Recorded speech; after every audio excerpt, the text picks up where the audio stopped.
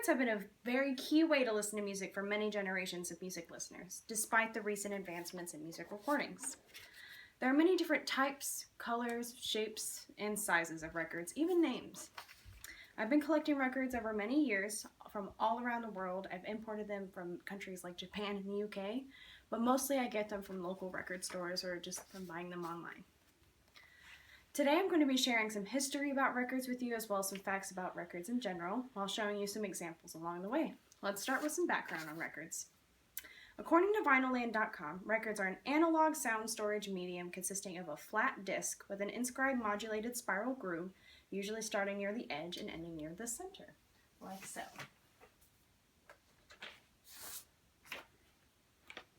There are tiny grooves on the inside of the record, and it starts from the edge here and works its way to the center.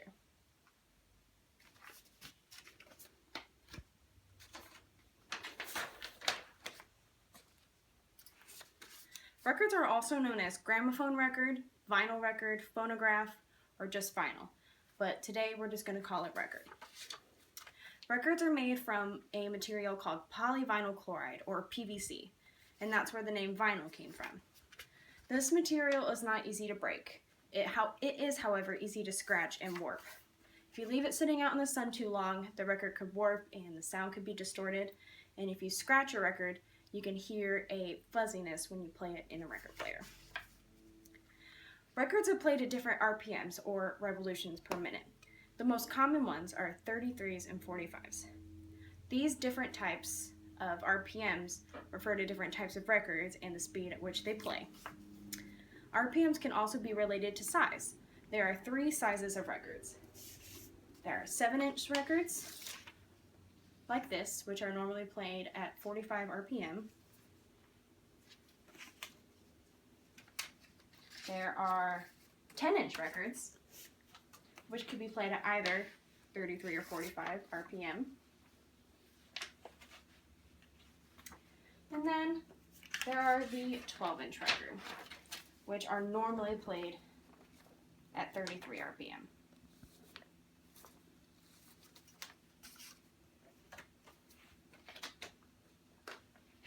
However, even though they are normally played at 33 RPM, 12-inch records could also be played at 45 RPM, as well as 7-inch records being played at a 33 RPM. But those are least common.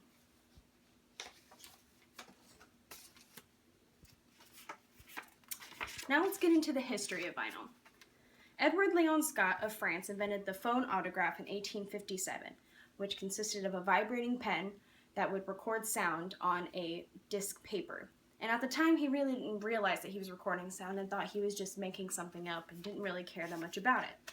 So Thomas Edison created the phonograph based on this idea, and he replayed the recordings that Edward had recorded on the disc.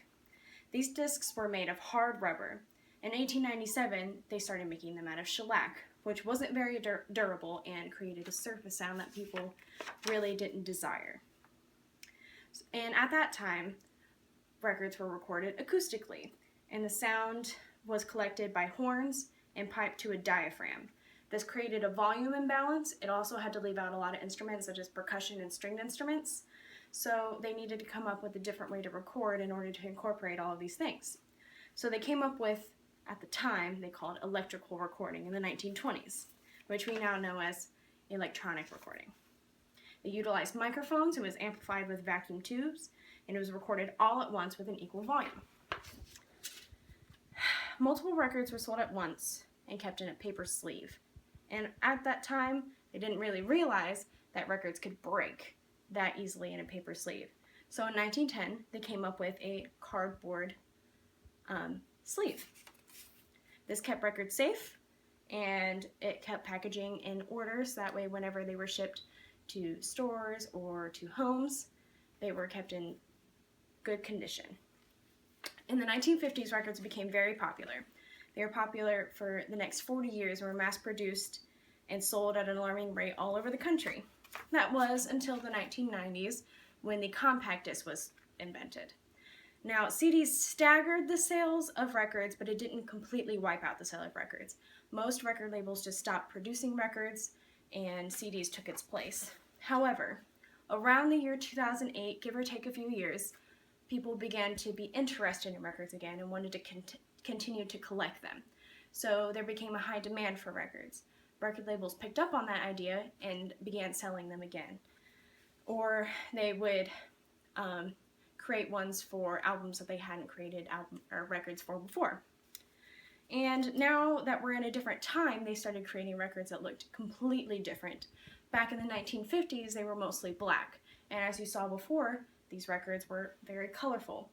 Now, some records take on different shapes and sizes. This is a 7-inch record, and it's a video game soundtrack in the shape of a car. And that is my presentation on records. I hope that I have instilled some nostalgia for some people who had enjoyed records in the past and who wanted to continue to collect records, because it's completely possible and records are just being produced every day. So support your local record store and have fun.